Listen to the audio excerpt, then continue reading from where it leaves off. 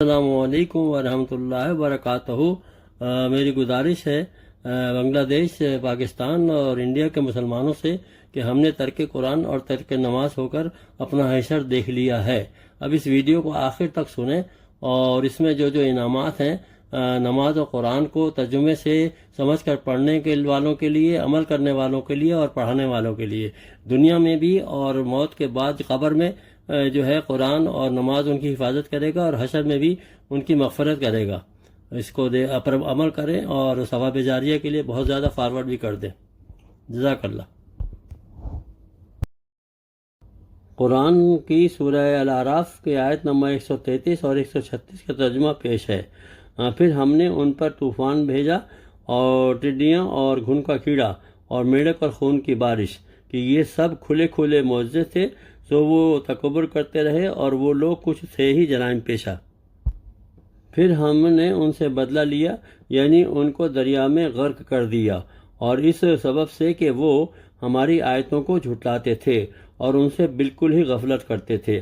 آیتوں کو جھٹلانے کا مقصد یہ ہے کہ آپ قرآن نہ پڑھیں، اس کا مطلب ہے جھٹلانا ہے، اور قرآن اگر سمجھ کے نہیں پڑھتے، اس پر عمل بھی کرتے، یہ بھی کہنا مطلب ہے کہ جھٹلانا ہی کہلاتا ہے۔ ہم آدمی قرآن اپنی زندگی میں صرف ایک مرتبہ ہی اپنی مادری زبان میں پڑھ کر، یا جو خواتین اور حضرات ان پڑھ ہیں وہ سن کر ہی سیکھ لیں، ورنہ روز قیامت سب کو مجرم کی حیثیت سے جاہلوں کی صف میں کھڑا کیا جائے گا۔ عمل کریں اور ثواب جاریہ کے لیے فارورڈ بھی کر دیں۔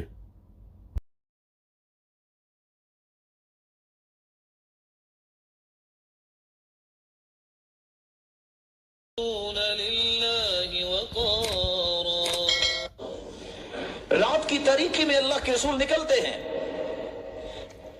آواز سنتے ہیں اور کھڑے ہو جاتے ہیں، پوچھتے ہیں اصوت عباد، یہ خوبصورت آواز جو قرآن کی آ رہی ہے یہ عباد کی آواز ہے؟ صحابہ نے کہا جی ہاں۔ اللہ کے رسول فرماتے ہیں اللہ تیرا شکر ہے جس نے میری امت میں ایسے لوگ پیدا کیے جو قرآن پڑھتے ہیں، انسان کا دل بھر آتا ہے۔ یہ صرف دنیا میں ہی کمال نہیں، جب اس انسان کو اللہ عز و جلال اپنے پاس بلائیں گے تو کس پروٹوکول کے ساتھ؟ حدیث لمبی ہے، رسول اللہ صلی اللہ علیہ وسلم نے فرمایا جب اس کی روح کو قبض کرنا ہوتا ہے تو فرشتے اللہ کی طرف سے نازل ہوتے ہیں، ملک الموت ابھی نہیں آتا۔ بعض روایات میں تذکرہ ہے کہ 18 فرشتے آتے ہیں، 9 روح کو جنت میں لے جانے کے لیے اور 9 جہنم کے اندر لے جانے کے لیے۔ یہ فرشتے جنتی رومال لے کے آتے ہیں، جنتی خوشبوئیں لگا کے آتے ہیں، مدت بصری جہاں تک نظر جاتی ہے اتنی دور آرام سے بیٹھ جاتے ہیں۔ فیجیء ملک الموت، ملک الموت آتا ہے اور آ کے یجلس عند رأسہ، اس کے سر کے پاس بیٹھ جاتا ہے اور یہ نہیں کہتا نکلو، بلکہ اس مبارک روح کو یہ کہا جاتا ہے اخرجی اخرجی الى رضوان اللہ سبحانہ وتعالی وجنتہ ایتها النفس الطیبہ، اے پاکیزہ روح آ جاؤ اللہ کی مغفرت، اللہ کی رضامندی اور اللہ کی جنت کی طرف۔ پھر اس کی روح نکلتی ہے کس طرح؟ جس طرح مشکیزے سے پانی کا ایک قطرہ ٹپک کے گرتا ہے۔ جو ہی اس کی روح نکلتی ہے صرف آنکھ جھپکنے کے برابر وہ ملک الموت کے ہاتھ میں ہوتی ہے۔ اتنے لمحات ہی ہوتے ہیں کہ وہ فرشتے آتے ہیں، اسے فوراً ان جنتی رومالوں میں لپیٹ لیتے ہیں، جنتی خوشبوؤں میں لپیٹ کے آسمان کی طرف اڑان بھرتے ہیں۔ پہلے آسمان تک پہنچتے ہیں، دروازہ کھلوایا جاتا ہے، دربان پوچھتا ہے من، کون ہے، کس کے لیے دروازہ کھولنا ہے، اور ساتھ ہی پوچھتا ہے یہ خوشبوئیں کس بات کی ہیں، ہے یہ کون؟ جواب ملتا ہے فلان ابن فلان، یہ فلان کا بیٹا فلان ہے۔ فیفتح لہ، پہلے آسمان کا دروازہ کھولا جاتا ہے، فیشیعہ ملائکۃ، پہلے آسمان میں جتنے فرشتے ہوتے ہیں اس روح کے ساتھ ساتھ پروٹوکول دیتے ہوئے دوسرے آسمان تک جاتے ہیں، دوسرے آسمان کو اسی طرح کھلوایا جاتا ہے.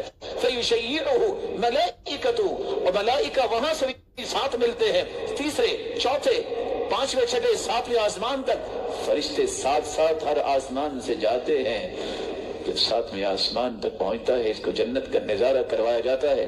اللہ کا حکم ہوتا ہے اس کو ایک مرتبہ دنیا میں لے جاؤ، اس کو ایک مرتبہ دنیا میں لے جاؤ. فوراً اس کے جسم میں اس کو لٹا دیا جاتا ہے.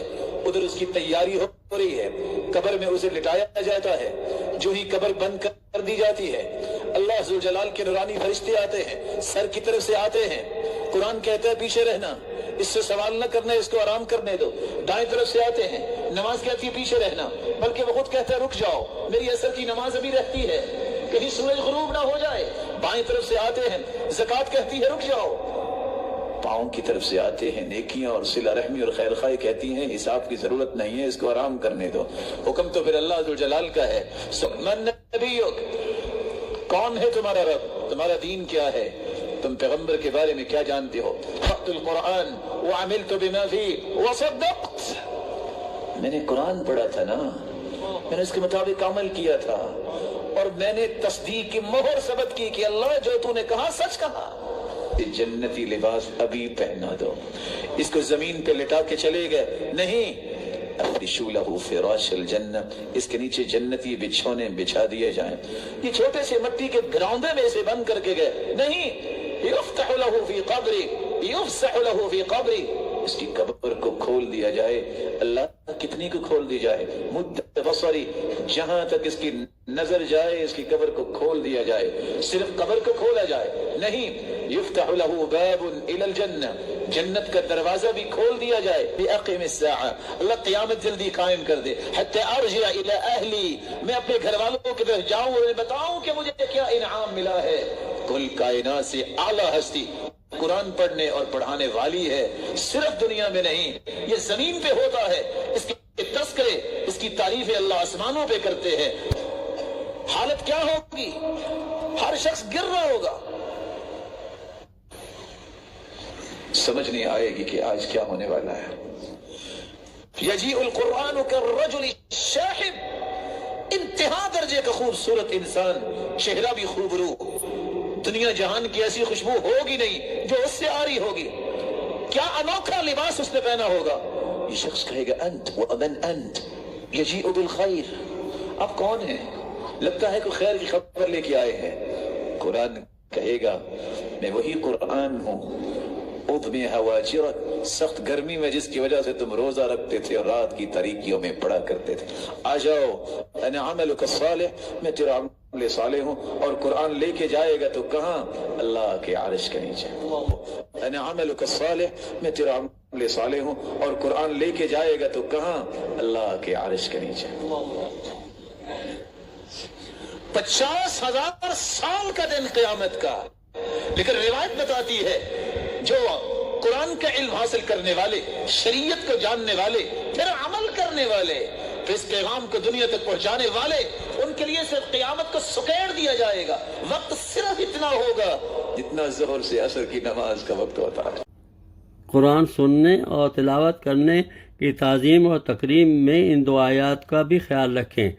جب قرآن پڑھا جایا کرے تو اس کی طرف کان لگا دیا کرو اور خاموش رہا کرو.